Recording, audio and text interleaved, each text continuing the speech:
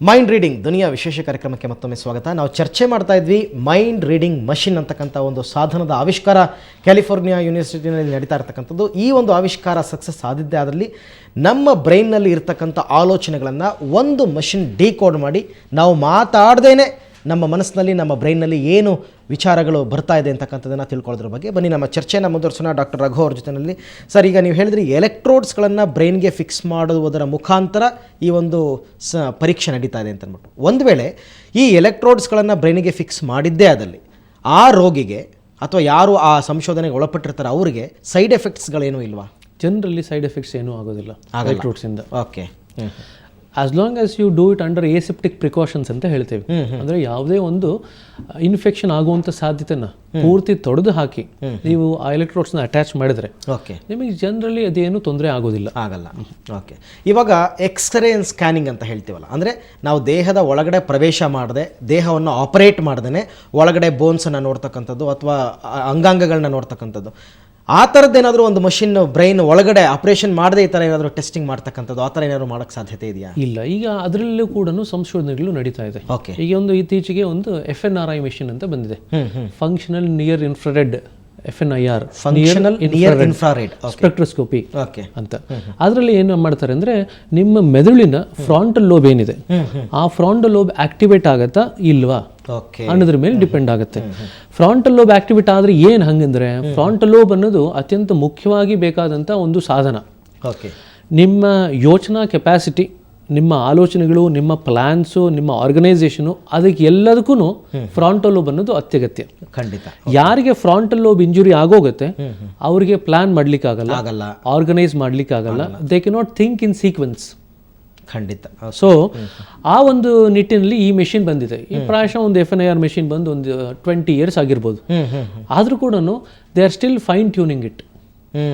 ಅಂದ್ರೆ ಇನ್ನೂ fine tune ಆಗ್ಬೇಕಾಗಿದೆ. ಅಂದ್ರೆ ನೀವು ಒಂದು ಊಹೆ ಮಾಡಬಹುದು ಎಷ್ಟು ವರ್ಷಗಳು ಬೇಕಾಗತ್ತೆ ಈ ರೀತಿಯ ಮೆಷಿನ್ಗಳು ಬರ್ಲಿಕ್ಕೆ ಅಂತ. ನಾನು ಹಿಂದೆನೆ ಹೇಳಿದೆ, ಇನ್ನೂ ಕೆಲವು ದಶಕಗಳು ಬೇಕಾಗಬಹುದು. ಪ್ರಾಯಶಃ ನೀವು ಇದನ್ನ ಒಂದು ಈಗ ಮೊಬೈಲ್ ರೆವಲ್ಯೂಷನ್ ಆಗ್ತಿದೆಯಲ್ಲ ಅದಕ್ಕೆ ಹೋಲಿಸಬಹುದು. ನೀವು ಪ್ರಾಯಶಃ ಒಂದು 30-40 ವರ್ಷದ ಮುಂಚೆ ಈ ಮೊಬೈಲ್ ಟೆಕ್ನಾಲಜಿ ಇತ್ತು. ಆದ್ರೆ ಆ ಟೆಕ್ನಾಲಜಿ ಎಷ್ಟು ದೊಡ್ಡದಾಗಿತ್ತು ಅಂದ್ರೆ ಆ ಮೊಬೈಲ್ ಕ್ಯಾರಿ ಮಾಡ್ಲಿಕ್ಕೆ ಒಂದು ಬಾಕ್ಸ್ ಅಲ್ಲಿ ಇಟ್ಕೊಂಡು ಹೋಗ್ತಾ ಇದ್ರು. It was very huge.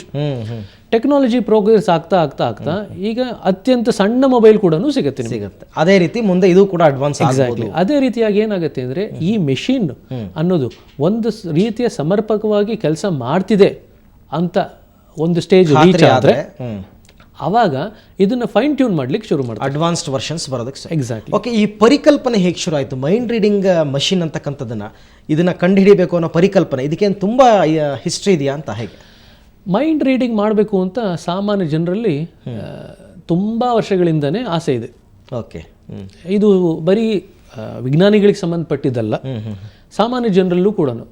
ನಮ್ಮ ವೇದ ಉಪನಿಷತ್ನಲ್ಲಿ ತಗೊಂಡ್ರು ಕೂಡ ಒಬ್ಬರು ಇನ್ನೊಬ್ಬರ ಮನಸ್ಸಿನಲ್ಲಿ ಇರುವಂಥ ವಿಷಯನ ತಿಳ್ಕೊಂಡು ಅದಕ್ಕೆ ಪೂರಕವಾಗಿ ಸಲಹೆಗಳನ್ನ ಕೊಡೋದು ಅಥವಾ ಅದಕ್ಕೆ ಪೂರಕವಾಗಿ ಏನೇನು ವ್ಯವಸ್ಥೆ ಮಾಡಬೇಕು ಆ ರೀತಿಯ ನಿದರ್ಶನಗಳು ಸಾಕಷ್ಟು ಮಟ್ಟಿಗಿದೆ. ಈಗ ಒಂದು ಶಕುಂತಲಾದ ಕತೆ ತಗೊಂಡು ಅಂದರೆ, ಶಕುಂತಲ ಅವರ ಸಾಕು ತಂದೆ ಅವ್ರು ಬಂದಾಗ ಅವ್ರಿಗೆ ದಿವ್ಯ ದೃಷ್ಟಿ ಇತ್ತು ಅಂತ ಹೇಳ್ತಾರೆ.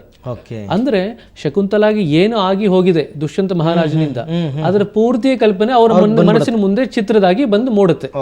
ಅವ್ರು ಶಕುಂತಲಾ ಬಂದು ಅವ್ರ ಸಾಕು ತಂದೆಗೆ ಏನು ಹೇಳದೇ ಇದ್ರು ಕೂಡ ಪೂರ್ಣವಾಗಿ ಅರ್ಥಕೊಂಡು ಮುಂದಕ್ಕೆ ಏನು ಮಾಡಬೇಕು ಅಂತ ಅವರು ಪ್ಲಾನ್ ಮಾಡಿ ಕಳಿಸ್ಕೊಡ್ತಾರೆ. ಸೊ ಈ ಒಂದು ಪರಿಕಲ್ಪನೆ ಸಾಕಷ್ಟು ಈ ರೀತಿಯ ನಿದರ್ಶನಗಳು ಇದೆ. ಅದರಲ್ಲಿ ಮೈಂಡ್ ರೀಡಿಂಗ್ ಅನ್ನೋದು ಅತ್ಯಂತ ಕೆಳಸ್ತರದ ಒಂದು ಪ್ರಕ್ರಿಯೆ. ಓಕೆ.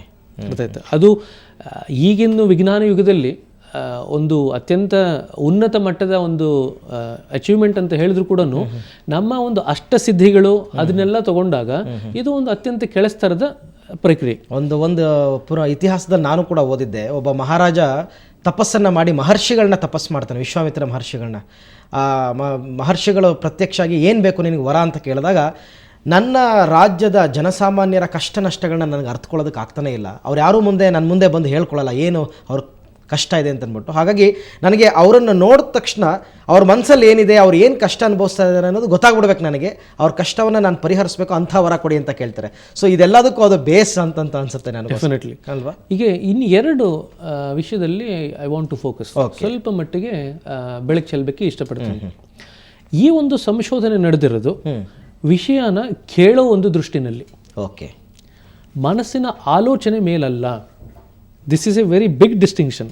ಇದೊಂದು ಅತ್ಯಂತ ಒಂದು ತುಂಬಾ ವ್ಯತ್ಯಾಸ ಮಾಡುವಂಥದ್ದು, ತುಂಬಾ ಒಂದು ಮುಖ್ಯವಾದಂಥ ಡಿಸ್ಟಿಂಕ್ಷನ್. ಸೊ ಕೇವಲ ನಾವು ಪ್ರಶ್ನೆ ಕೇಳಿ ಉತ್ತರವನ್ನ ಪಡಿತಕ್ಕಂಥದ್ದು ಮಾತ್ರ ಆ ಒಂದು ನಿಟ್ಟಿನಲ್ಲಿ ಸಂಶೋಧನೆ ನಡೆದಿದೆ. ನಮ್ಮ ಮನಸ್ಸಿನಲ್ಲಿ ಅಲ್ಲ, ಯಾಕೆಂದ್ರೆ ಇನ್ನು ಆಲೋಚನೆಯ ದೃಷ್ಟಿನಲ್ಲಿ ಇನ್ನು ಆ ಒಂದು ಮಟ್ಟಿಗೆ ಸಂಶೋಧನೆ ನಡೆದಿಲ್ಲ.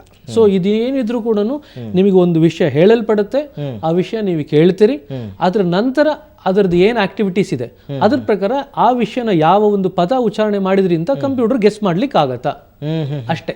ಓಕೆ, ಯೋಚನೆ ಇನ್ನೂ ಮೂಲಕ್ಕೆ ಹೋಗಿಲ್ಲ, ಯಾಕೆಂದ್ರೆ ಯೋಚನೆದು ಇನ್ನೂ ಫೈನ್ ಆಗಿ ಮಾಡಬೇಕಾಗತ್ತೆ. ಯೋಚಿಸಿದಾಗಬೇಕು, ಆಮೇಲೆ ನಂತರ ಅದು ಎಕ್ಸಾಕ್ಟ್ಲಿ ಯೋಚನೆ ನಂತರ ನಿಮ್ಮ ನಾವು ಕಲ್ಪನಾ ಶಕ್ತಿ ಏನಿದೆ ಅದ್ರ ಬಗ್ಗೆ ನೆಕ್ಸ್ಟ್ ಯೋಚನೆ ಇಡಬೇಕಾಗುತ್ತೆ. ಇದು 3 ಸ್ತರದಲ್ಲಿ ಇರುತ್ತೆ. ಸೊ ಒಂದು ಸೆಂಚುರಿ ಆಗ್ಬೋದಾ ಅಂತ ಖಂಡಿತ, ಅಟ್ಲೀಸ್ಟ್ ಕೆಲವು ದಶಕಗಳಂತೂ ಆಗತ್ತೆ.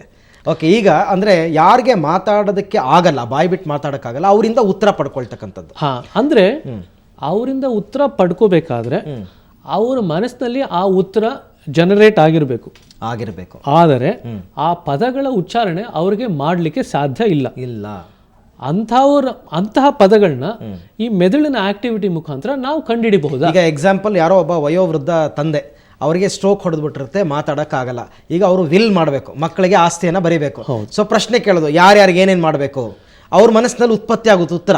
ಆ ಉತ್ತರವನ್ನು ಇವರು ಡಿಕೋಡ್ ಮಾಡಿ ಹೇಳ್ತಾರೆ. Exactly. So this is called mind reading machine. Exactly. ಮನಸ್ಸಿನ ಆಲೋಚನೆಗಳನ್ನ ಅದು ಡಿಕೋಡ್ ಮಾಡಲ್ಲ. ಇಲ್ಲ. ಓಕೆ, ಅದೇ ಮುಖ್ಯವಾಗಿ. ಇನ್ನು ನೆಕ್ಸ್ಟ್ ಅದು ಮುಂದಿನ ಸ್ತರ.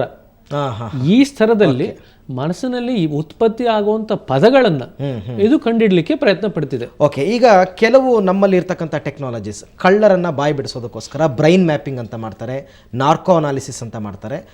ಈ ಬ್ರೈನ್ ಮ್ಯಾಪಿಂಗ್ ಮತ್ತು ನಾರ್ಕೋ ಅನಾಲಿಸಿಸ್ಗೂ ಈ ಮೈಂಡ್ ರೀಡಿಂಗ್ ಮಷಿನ್ಗೂ ಏನಾದರೂ ಸಂಬಂಧ ಇದೆಯಾ?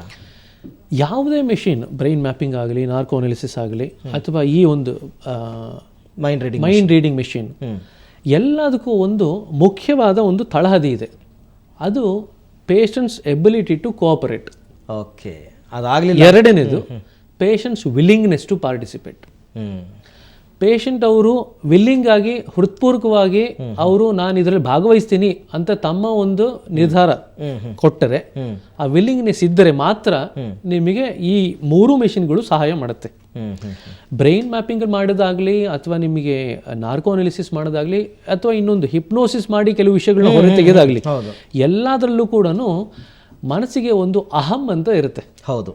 ಆ ಅಹಂ ಶಕ್ತಿಯ ಕಡಿಮೆ ಮಾಡಿದಾಗ ಉತ್ತರಗಳು ಸಿಗುತ್ತೆ, ಕೆಲವು ಉತ್ತರಗಳು ಸಿಗುತ್ತೆ. ಆದರೆ ಈಗ ನಾವು ಮಾತಾಡ್ತೋಂಥ ರೀತಿಯಲ್ಲಿ ಉತ್ತರಗಳು ಸಿಗಲ್ಲ.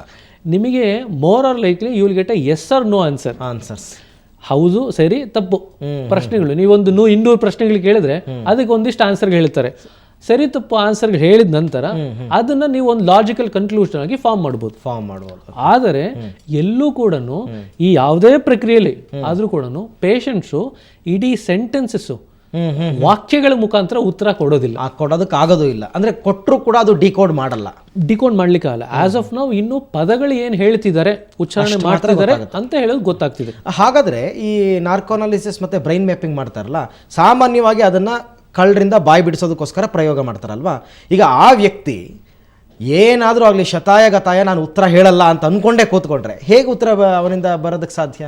ನಾರ್ಕೋನಾಲಿಸಿಸ್ ಮಾಡೋದಾಗ್ಲಿ ಇದಾಗಲಿ, ನೀವು ಆ ಒಂದು ಟೆಕ್ನಿಕ್ ಮಾಡಿದಾಗ ಅವರ ಈ ರೆಸಿಸ್ಟೆನ್ಸ್ ಏನಿದೆ ಸ್ವಲ್ಪ ಮಟ್ಟಿಗೆ ಕಡಿಮೆ ಆಗುತ್ತೆ. ಆದರೆ ಯಾರಿಗೆ ಪೂರ್ಣವಾಗಿ ಈ ಒಂದು ಪ್ರಕ್ರಿಯೆಯಲ್ಲಿ ಕೋಆಪರೇಟ್ ಮಾಡಬಾರ್ದು, ಸಹಕರಿಸಬಾರ್ದು ಅಂತ ಮನಸ್ಸಿನಲ್ಲಿ ಪೂರ್ಣವಾಗಿ ನಿರ್ಧಾರ ಮಾಡಿ ಅವರು ಈ ಒಂದು ಪ್ರಕ್ರಿಯೆಗೆ ಅಳವಡಿಸಿದಾಗ ಅವರಿಂದ ಏನೂ ಅವರಿಂದ ನಿರೀಕ್ಷೆ ಮಾಡೋದು. ಪಡೆಯುವಂತ ಇನ್ಫಾರ್ಮೇಶನ್ ಏನು ವಿಷಯಗಳಿದೆ ಅತ್ಯಂತ ಕಮ್ಮಿ. ಸೊ ಈ ಮೈಂಡ್ ರೀಡಿಂಗ್ ಮಷಿನ್ ಅನ್ನೋದು ಸ್ವಲ್ಪ ಅವೆರಡಕ್ಕಿಂತ ವಿಭಿನ್ನ ಆಗುತ್ತೆ. ಯಾಕೆಂದರೆ ಈಗ ಬ್ರೈನ್ ಮ್ಯಾಪಿಂಗ್ ಮತ್ತು ನಾರ್ಕೋ ಅನಾಲಿಸಿಸ್ ಇಂಥ ಕೆಲಸಗಳಿಗೆ ಮಾತ್ರ ಬಳಕೆ ಆಗುತ್ತೆ. ಆದರೆ ಈ ಮೈಂಡ್ ರೀಡಿಂಗ್ ಮಷಿನ್ ಒಂದು ವೇಳೆ ಬಂದಿದ್ದೆ ಆದಲ್ಲಿ ನಿಜಕ್ಕೂ ಯಾರಿಗೆ ಮಾತಾಡೋದಕ್ಕಾಗಲ್ಲ. ಡೆಫಿನೆಟ್ಲಿ ಯಾರು ನಿಜಕ್ಕೂ ಜನಗಳಿಗೆ ಮಾಹಿತಿ ಕೊಡಬೇಕು ಅಂದರೆ ನಾನು ಮಾತಾಡಬೇಕು ಅಂತ ಅಂದ್ಕೊಂಡಿರ್ತಾರೆ, ಅಗತ್ಯವಾಗಿರುತ್ತೆ, ಅಂಥವ್ರಿಗೆ ಮಾತ್ರ ಇದು ಉಪಯೋಗ ಆಗುತ್ತೆ. ಡೆಫಿನೆಟ್ಲಿ ಆ ಒಂದು ನಿಟ್ಟಿನಲ್ಲೇ ಕೂಡ ಈ ಸಂಶೋಧನೆಗೆ ಮಾಡಬಹುದು ಅಂತ ಅವರಿಗೆ ಸಹಕರಿಸಿರೋದು. ಆಮೇಲೆ ಅವರ ವಿಲಿಂಗ್ನೆಸ್ ಕೂಡ 100% ಇರುತ್ತೆ. ವಿಲ್ ಕೋಆಪರೇಟ್ ಅಲ್ವಾ, ಕೋಆಪರೇಟ್ ಮಾಡಲೇಬೇಕಾಗುತ್ತೆ. ಹೌದು.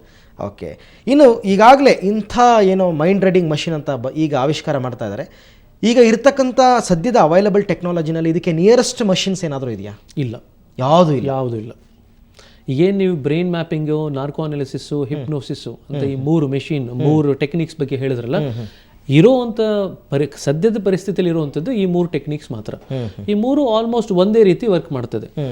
ಬ್ರೈನ್ ಮ್ಯಾಪಿಂಗ್ ಆಗಲಿ ಅಥವಾ ನಾರ್ಕೋ ಅನಾಲಿಸಿಸ್ ಆಗಲಿ ಕೆಲವು ಪ್ರೊಸೀಜರ್ಸು ಮೆಷಿನ್ಸ್ ಮೇಲೆ ಡೆವಲಪ್ ಆಗುತ್ತೆ. ಹಿಪ್ನೋಸಿಸ್ ಆದರೆ ಪೇಷಂಟ್ಸ್ ಎಬಿಲಿಟಿ ಟು ಕೋಆಪರೇಟ್ ಅದ್ರ ಮೇಲೆ ಡಿಪೆಂಡ್ ಆಗುತ್ತೆ. ಅದಕ್ಕೆ ನಾವು ಸೈಕ್ಯಾಟ್ರಿನಲ್ಲಿ ಸಜೆಸ್ಟಬಿಲಿಟಿ ಅಂತ ಒಂದು ಹೇಳ್ತೀವಿ. ಸಜೆಸ್ಟಬಿಲಿಟಿ ಅಂದ್ರೆ ಅದೊಂದು ಮಾಪಕ. ಯಾವ ಒಂದು ಪೇಷಂಟು ಯಾವ ಒಂದು ಸಜೆಷನ್ಗೆ ಅವ್ರು ಅದನ್ನ ರೆಡಿಯಾಗಿ ಅಕ್ಸೆಪ್ಟ್ ಮಾಡ್ಕೊಳ್ತಾರೋ ಅಂಥವ್ರಿಗೆ ಹಿಪ್ನೋಸಿಸ್ ಮಾಡೋದು ಸುಲಭ. ಯಾರು ನೀವೇನೇ ಹೇಳಿದ್ರು ಕೂಡ ಮಾಡಲ್ಲ ಅಂತಂದ್ಬಿಟ್ರೆ ನೀವು ಅಲ್ಲಿ ಹಿಪ್ನೋಸಿಸ್ ಮಾಡೋದು ಸಖತ್ ಕಷ್ಟ ಆಗುತ್ತೆ. ಓಕೆ, ಸಾಕಷ್ಟು ಕುತೂಹಲ ಭರಿತವಾಗಿದೆ ಮಾಹಿತಿಯನ್ನು ಪಡ್ಕೊಳ್ತಕ್ಕಂಥ. ಯಾಕೆಂದರೆ ಈ ಬ್ರೈನಿಗೆ ಸಂಬಂಧಪಟ್ಟಂತೆ ಅದೊಂದು ತುಂಬ ಅಗಾಧವಾದಂತಹ ಸಬ್ಜೆಕ್ಟ್. ಅದು ನಮ್ಮ ಬ್ರೈನಿನ ಒಂದೊಂದು ಅಂಗುಲ ಕೂಡ ಒಂದೊಂದು ಕೆಲಸವನ್ನು ನಿರ್ವಹಿಸ್ತಕ್ಕಂಥದ್ದು. ಈ ಬ್ರೈನಿಗೆ ಎಲೆಕ್ಟ್ರೋಡ್ಸ್ಗಳನ್ನು ಅಳವಡಿಸುವ ಮುಖಾಂತರ ನಮ್ಮ ಬ್ರೈನ್ನಲ್ಲಿ ಉತ್ತರವನ್ನು ಪಡ್ಕೊಳ್ತಕ್ಕಂಥ ಪ್ರಕ್ರಿಯೆ, ಇದರ ಬಗ್ಗೆ ಸಂಶೋಧನೆಗಳು ನಡೀತಾ ಇರ್ತಕ್ಕಂಥದ್ದು. ಇದರ ಸಾಧಕ ಬಾಧಕ ಮತ್ತು ಇದು ನಿಜಕ್ಕೂ ಯಾರಿಗೆ ಉಪಯೋಗ ಆಗುತ್ತೆ, ಇದರ ಬಗ್ಗೆ ಮತ್ತಷ್ಟು ಮಾಹಿತಿಯನ್ನು ಪಡ್ಕೊಳ್ಳೋಣ. ಅದಕ್ಕೂ ಮುನ್ನ ಮತ್ತೊಂದು ಬ್ರೇಕ್.